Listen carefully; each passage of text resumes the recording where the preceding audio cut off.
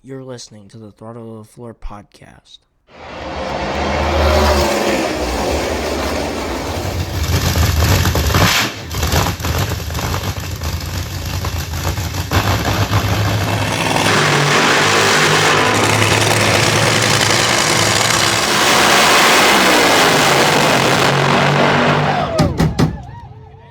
Hey y'all, welcome to today's episode of the Throttle to the Floor podcast. I'm your host, Will Earnest, here today with my guest, Noah Altman. What up? Before we get into the Rockingham race recap, I want to touch on one other thing real quick. Chicagoland Speedway has confirmed that 3 Cup Series teams and 3 O'Reilly Series teams will participate in a Goodyear tire test on April 21st, so 2 weeks exactly from the recording of this episode. As per usual, with these tests, the 3 teams in each series, it'll be 1 per manufacturer. The event will be free to all fans in attendance. The Cup Series drivers participating are Ryan Blaney for Ford, Denny Hamlin for Toyota, and Kyle Larson for Chevy. While in O'Reilly's, you got Justin Allgaier for Chevy, Brandon Jones for Toyota, and Nick Sanchez for Ford. Well, if AM Racing and Ford in general still even have a presence in the O'Reilly Series at that point, but that's a separate problem that we'll touch on later. Yeah. But getting into Rockingham, I want to start with ARCA East really fast. Tristan McKee, he dominated this race, led this race wire to wire. Goes 2 for 2 in ARCA East race victories to start the year after winning at Hickory Motor Speedway last weekend. The one issue he faced all day after starting on pole and again leading every lap wire to wire was some lap traffic late in the race that allowed Pinnacle Racing Group teammate Carson Brown to get close and challenge McKee, but McKee got around the lap cars and held on for the win across 7 starts on the ARCA platform between the main ARCA Menard Series starts and ARCA East. He's amassed 3 victories and 6 top 5s, with the only exception being brake issues last year that relegated him to 11th place finish at Madison International Speedway. So, a pretty hot start there. Yeah, definitely. For Tristan McKee, the Spire Motorsports prospect. Also, Cletus McFarlane, aka Garrett Mitchell, ran a clean, solid race, at least for ARCA. More on his O'Reilly's debut later, but yeah, clean, solid race and secured his first career ARCA top 5 by finishing in 4th place. And Squirrel McNutt, a.k.a. George Siciano, apologies for mispronunciation, but he's Cletus's cameraman. He finished 9th in just his second ARCA start, so great runs for the both of them. But Truck Series, the big story in the Truck Series, Corey Heim dominated this race. He sweeps the stages, and he was looking to cruise towards this victory until the last 4 laps of the race. Caden Honeycutt, Tricon teammate, made things interesting, trying to score his first career win. Towards the end of the race, he was gaining on Corey Heim, not only through lap traffic, but also Corey Heim having fears of a tire going down. But despite Honeycutt briefly leading on the final lap, Heim held him off. Corey Heim wins at Rockingham, swept the stages, secured the fastest lap, leads 178 of the 200 laps. That's 89% of the race. The only thing he didn't do was win the pole. He started 7th. And I mean, that's crazy to go from 7th to 1st and lead that much of the race. Yeah, for sure. Like, that's just... Yeah. It's the most laps Heim has led in a single race in his truck career.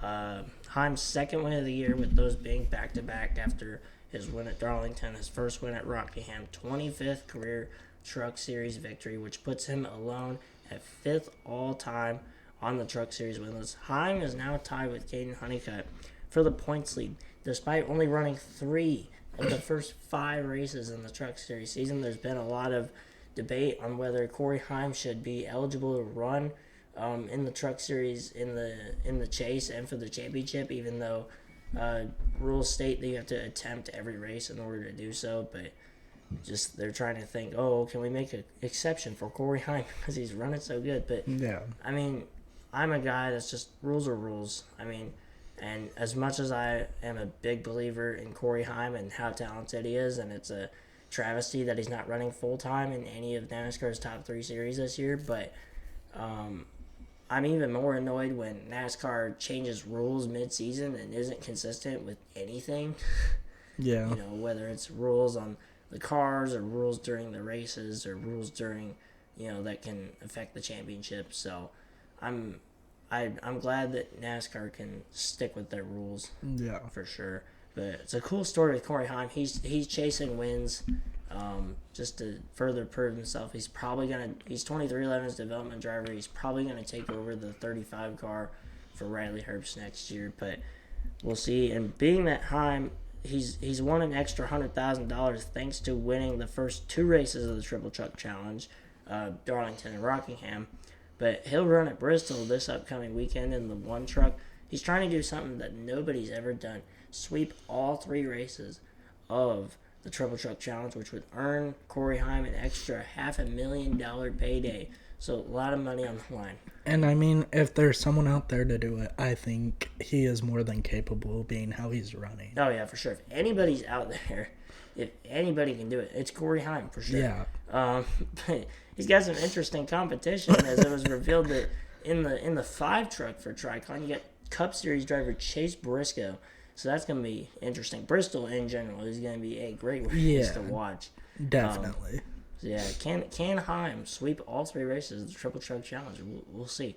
In addition, with this win at Rockingham, Tricon Garage and Corey Heim secured Toyota's 250th victory in the NASCAR Truck Series. A lot of Truck Series wins for Toyota. I mean, that's how they got their start in NASCAR back in the early 2000s. So, great for them. Caden Honeycutt finished in 2nd, Lane Riggs 3rd, Stuart Friesen 4th, and Grant Enfinger in 5th. Chandler Smith, let's talk about him for a second.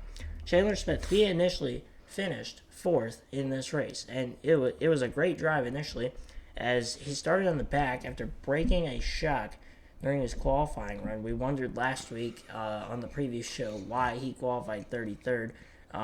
That's why. Was he broke a shock during qualifying, dropped to the rear to fix that, because that was considered an unapproved adjustment, obviously. But then he drove all the way through the field to finish 4th, except he failed post-race tech inspection due to failing high requirements in the rear of his truck. So not only was Chandler Smith credited with a last-place finish in 36, but our standings was very shaken up quite a bit as well. Stacy now leads Bernardo by just 4 points. Count them. 4. That's not that much. Evan, as you'll see in a minute, has closed all the way up to only 40 points back. You'll understand why in a second. Noah's 92 back. I'm still 133 back, and Haley's still 147 back. But we all gained, being that, of course, Chandler Smith and Stacy, that's who she picked, finished in the back. But I picked Tyler Ankrum, who was running like pretty much mid-pack all day, running like 18th and 20th, and then had a good strategy call, taking 2 tires, and ended up finishing originally 7th, but then moved up to 6th due to the Chandler Smith disqualification. Evan with Caden Honeycutt you wondered why he closed all the way to 40 points back. That's why. Finished 2nd, led a lap, which, 1 lap led doesn't seem all that much, but 1 lap led is still laps led. That's 5 bonus points, at least in our points. So, big for Evan there. Haley with Ben Rhodes, just a quiet day in 18th. There was a lot of cars that finished off the lead lap in this race. Only 9 trucks finished on the lead lap. So, crazy. The last race in just any of NASCAR's top 3 series that I can think of that had like a bunch of cars off the lead lap was 2024 Spring Bristol, where 5 cars finished on the lead lap, which that was the first time you had only 5 cars finish on the lead lap in a cup race since like Dover of, I believe, 2004, So, yeah. You don't really see that many or that few of cars or trucks or just anybody finish on the lead lap. So rare occurrence there. Stacy picked Chandler Smith, as we mentioned. Finished 4th, was credited with a last place finish after the DNQ. So tough deal there, and it shrivels her points lead all the way down to just 4 points over Bernardo, who picked Christian Eckes, finished 13th. Just a kind of a quiet day. Same with Noah, picked Justin Haley, finished 12th. I was hoping for a better result. Just... It's better than getting disqualified. Yeah, definitely. So, and you gain some points due to that. So, yeah. But getting into O'Reilly's, and I want to touch on Ford real quick. Since AM Racing withdrew from Rockingham due to a lack of funding, Ford now just has one car left in the O'Reilly series right now. It's the 5 car for Hettinger Racing. But after Bristol, they might sit out for a few weeks as well. Which, if that is true, that would leave Ford completely out of the O'Reilly series altogether, which is a very not a good thing. But it's more of an issue, in my opinion, on the O'Reilly series than Ford. Even top teams, they struggle to find enough funding for their highly talented prospects. So more often nowadays, you'll just see Cup drivers drop down to the O'Reilly series and win some races and bring their own funding to make sponsors happy. You think of SVG dropping down into the 9 car for Junior Motorsports to win at COTA, or Larson in the 88 for Junior Motorsports winning at Las Vegas, and he's also running in the 88 again this weekend at Bristol. So, but back to Rockingham. Initially, it looked like it was the Corey Day show as Day secured his first career O'Reilly's pole in qualifying. He swept both stages, went on to lead 118 of the 250 laps, but he only finished 10th in this race. But still, Corey Day, he's kept his momentum up and also cleaned up his act, particularly after the race at COTA in particular. But Corey Day now has 7 top 10 finishes in a row, dating back to Atlanta in February out of just 8 races this year. And through his first 19 O'Reilly Series starts, he has 9 top 10s. So great start there. But his one start at Bristol last fall was only a 17th place finish, so he still has plenty of work to do. But at the same time, he just finished second at Martinsville a little over a week ago. Granted, Martinsville and Bristol, about their only similarity is that they're a half-mile short track, and that's about it. Martinsville is a flat paperclip, and Bristol's a high-banked track. So, but, Corey Day has speed. I'm sure he'll figure it out. But he got trapped deep in the field, and it was William Sawalich who took control on the lap 172 restart. He pulled away to lead the final 79 laps to score his maiden victory. William Sawalich gets his first career O'Reilly Series victory and his 42nd career start. This win is Joe Gibbs Racing's first win of the 2026 season in the O'Reilly Series. Sawalich becomes the first driver from the state of Minnesota to win in any of NASCAR's top 3 series. JGR gets a 1-2 finish with teammate Brandon Jones finishing second, Justin Allgaier finished third, Roger Carruth fourth, and Carson Kvapil fifth. So a trio of Junior Motorsports cars rounding out the top 5.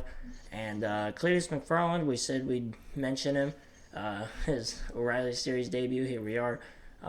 He finished 4th in the ARCA race earlier in the day, but his O'Reilly's race was more eventful. Multiple close calls, did spin out a couple times, but he kept the car in one piece. He brought it home in 32nd, which keeping the car in one piece was the goal, but he'll be back in the ARCA car at Kansas and Talladega later this month. However, NASCAR did not approve Cletus to run in the O'Reilly Series at Talladega, so he's going to have to run some more ARCA and truck races before getting on the big tracks in the O'Reilly's car, which, by the way, he is fully approved to run everywhere in ARCA and trucks, so important distinction there.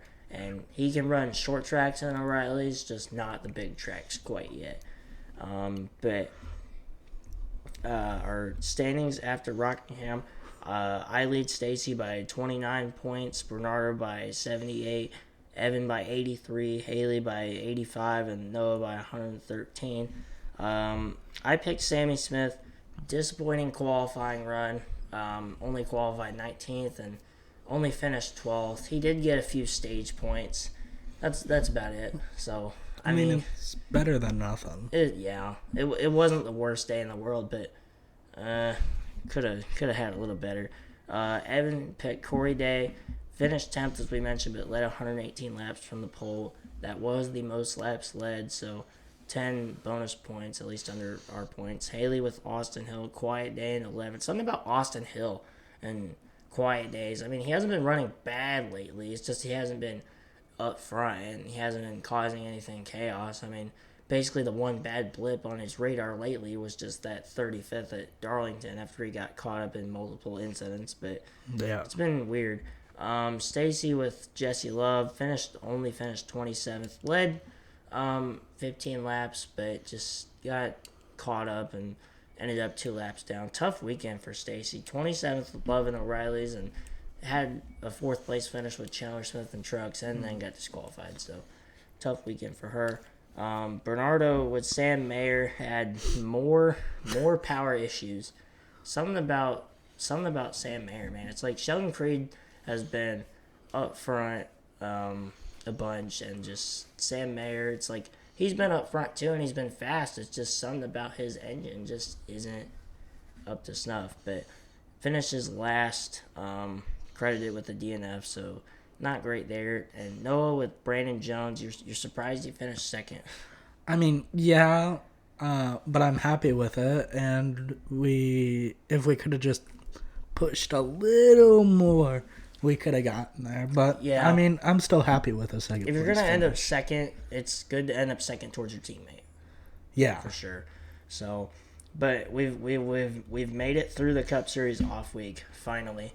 And after the lower series had their turn at Rockingham, it's time to get back to business. Huge preview show on Friday as we'll be previewing Cup, O'Reilly's, and Truck Series action. They all head to Bristol Motor Speedway in Tennessee this weekend. Plus, NHRA returns with the Lucas Oil Winter Nationals from In-N-Out Burger Pomona Drag Strip in Pomona, California this weekend in the continuation of NHRA's season-long 75th anniversary celebration. And among those festivities, another big milestone, Funny Car's 1,000th race all time. So as if Funny Car didn't have enough motivation to go after one of those 75th anniversary Diamond Wallies, you got the 1,000th Funny Car race on top of that, which comes with its own special trophy. So they'll be even more hungry to score the victory this weekend. And if that's not enough for you, we're also doing a special preview of the Tootsie's Music City Showdown Car Store event at the Nashville Fairgrounds Speedway. I will be in attendance that weekend this Saturday night, so I'm looking forward to that and also to this loaded preview episode. But that's all we got for today's episode of the Throttle Floor podcast. Make sure you tune in and listen and watch and download on Spotify, Apple Podcasts, YouTube. Check out the Chill Photography and Throttle Floor podcast Instagrams and TikToks. And that's all we got for today's episode, and we'll see you on Friday. See ya.